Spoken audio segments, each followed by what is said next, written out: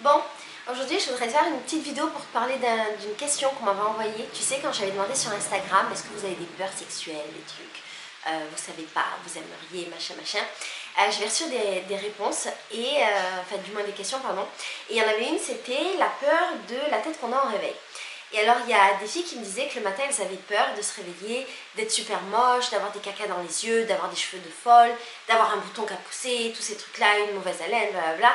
Et ça m'a fait penser à une situation que j'ai vécue, enfin pas directement quand j'étais plus jeune.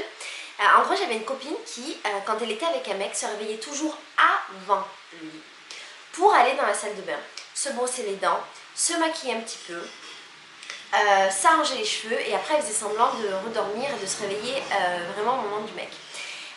J'avais une autre copine, elle ce qu'elle faisait c'est qu'elle se démaquillait jamais le soir quand elle était avec un mec pour que le matin on ait l'impression qu'elle avait encore des cils, machin, des cils noirs. Et ça je l'ai déjà fait quand j'étais jeune, j'avoue, de pas me démaquiller pour avoir mes cils un peu noirs le matin.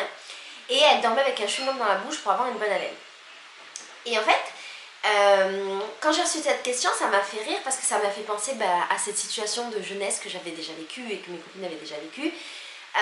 Mais je me suis dit que j'aurais peut-être aimé à l'époque avoir une grande sœur qui me dise qu'en fait c'était pas grave et que c'était tout à fait normal. Du coup je voudrais te le dire aujourd'hui, c'est pas grave si tu te réveilles le matin avec du caca dans les yeux, avec les cheveux de folle, si tu te réveilles avec une mauvaise haleine, j'ai fait une vidéo sur la question, si tu te réveilles avec un bouton, si tu te réveilles avec la trace du lit, c'est pas grave et c'est absolument normal. Parce que tout simplement tu as dormi et le mec ou la meuf qui est à côté de toi, généralement on est un peu en panique comme ça quand on a un mec à côté de soi, la personne qui est à côté de toi, dis-toi qu'elle vit à peu près la même chose que toi et donc vous êtes tous les deux dans cette normalité du réveil du matin. Mais je peux comprendre que les premiers moments ce sont un petit peu difficile parce qu'on ne se connaît pas encore, on est dans la phase de séduction, on n'a pas encore assez confiance en soi dans la relation qu'on a avec la personne, ou peut-être qu'on peut être jeune, ne pas avoir assez confiance en soi tout seul. Donc je peux comprendre que ce soit quelque chose qui soit difficile et qui puisse poser des questions, en tout cas qui puisse générer un petit peu de peur. Du coup en fait je pense qu'il y a trois manières de réagir le matin quand tu travailles à côté de quelqu'un. La première ce serait peut-être d'essayer d'être le plus naturel avant de dormir pour qu'il n'y ait pas un énorme choc au réveil le matin. Je pense par exemple aux filles qui sont très maquillées le soir et quand elles se réveillent le matin avec le maquillage tout éclaté ou si elles sont démaquillées, effectivement elles peuvent avoir peur que le mec ait un choc visuel parce que elles ne se ressemblent plus. Peut-être que ça peut être bien quand on sait qu'on va dormir avec un mec, d'essayer d'être un peu plus naturel pour que on se ressemble plus le matin ou d'être un peu plus naturel avant de se coucher pour qu'il puisse nous voir sans notre maquillage.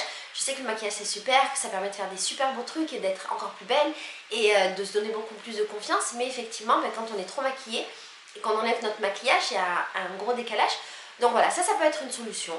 Essayez d'y aller doucement, progressivement pour qu'il n'y ait pas un gros choc le matin et pour qu'on se sente peut-être plus en confiance avec nous-mêmes et l'image qu'on renvoie. La deuxième solution ce serait d'essayer de faire attention aux détails, aux petits trucs qu'on peut checker très vite, par exemple se réveiller le matin et s'enlever vite fait les cacas dans les yeux, vérifier effectivement qu'on n'a pas du maquillage qui a coulé, qu'on n'a pas un bouton qui a poussé dans la nuit, même si on peut absolument rien faire si jamais c'est le cas. Essayer de remettre rapidement ses cheveux, et essayer de se brosser les dents rapidement ou de boire de l'eau. Boire de l'eau c'est bien pour essayer d'avoir une bonne haleine.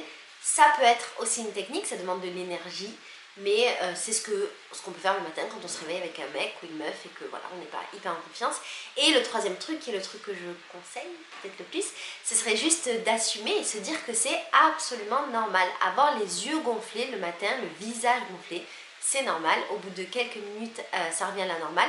Moi, ce que je fais quand c'est le cas, je me passe de l'eau froide sur le visage.